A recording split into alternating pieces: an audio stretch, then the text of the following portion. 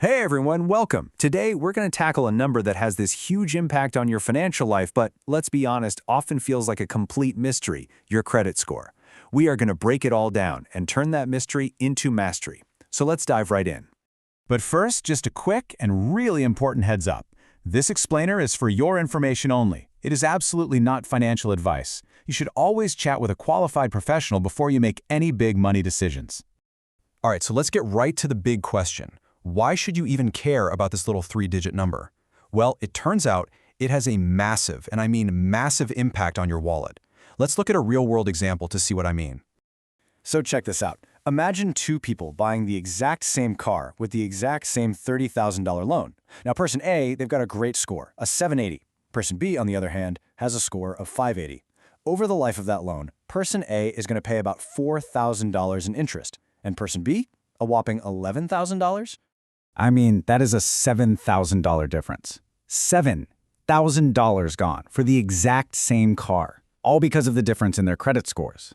This really drives home the real-world cost of having a lower score.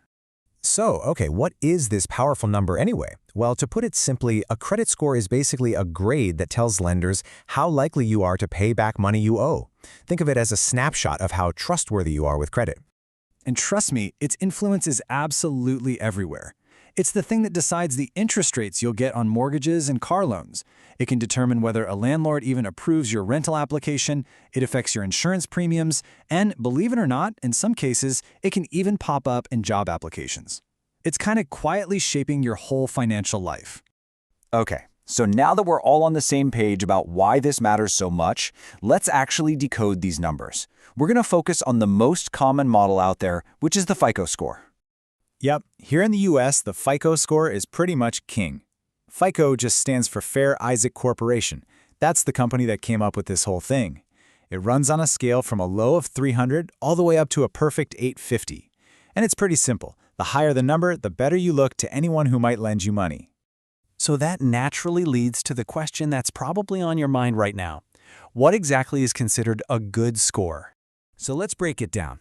Anything from about 670 up to 739 is considered good. Then you move into very good territory starting at 740, and if you hit 800 or more, well, that's exceptional.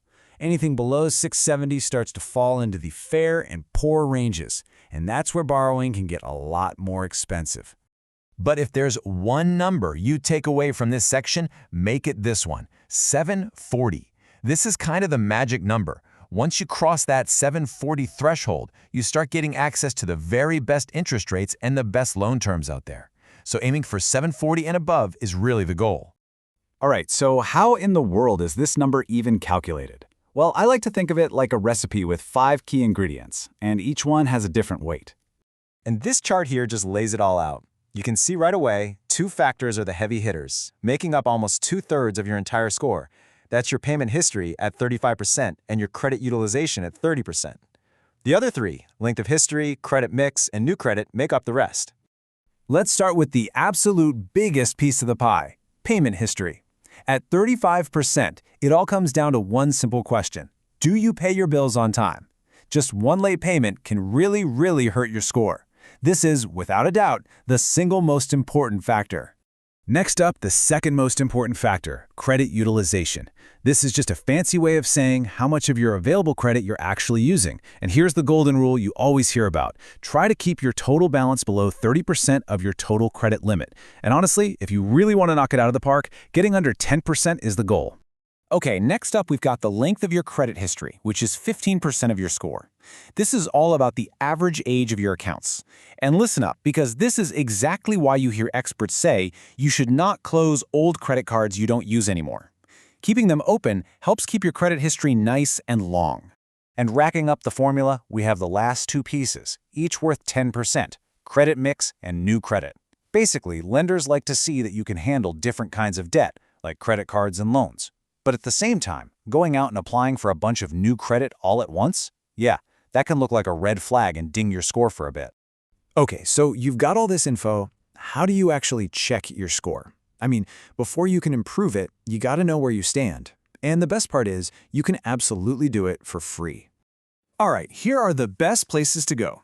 First, annualcreditreport.com. This is the official government-authorized site to get your full credit report from all 3 big bureaus for free once a year. Now, for more of a day-to-day look at your score, services like Credit Karma are great, and most big banks now have free score tracking right inside their apps. All right, we're in the home stretch. You know what the score is, how it's made, and where to find it. So now let's talk about the most important part of all, your action plan to make that score even better. Here are 5 super high-impact steps you can take. Number 1, and this is the big one, pay every single bill on time. Seriously, just set up autopay for at least the minimums. It's a lifesaver. 2, get that credit utilization down below 30%. 3, don't close those old accounts.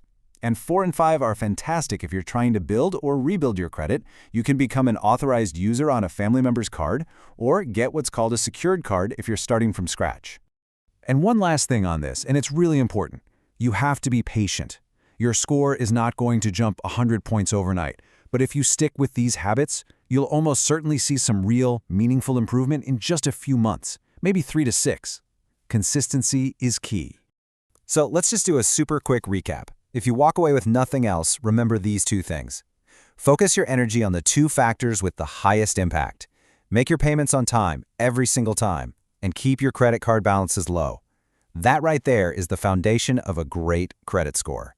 You know, at the end of the day, try not to think of your credit score as some kind of permanent grade on your past. Think of it as a powerful tool that you can build and shape to create the financial future you want. So the real question is, how are you going to use it?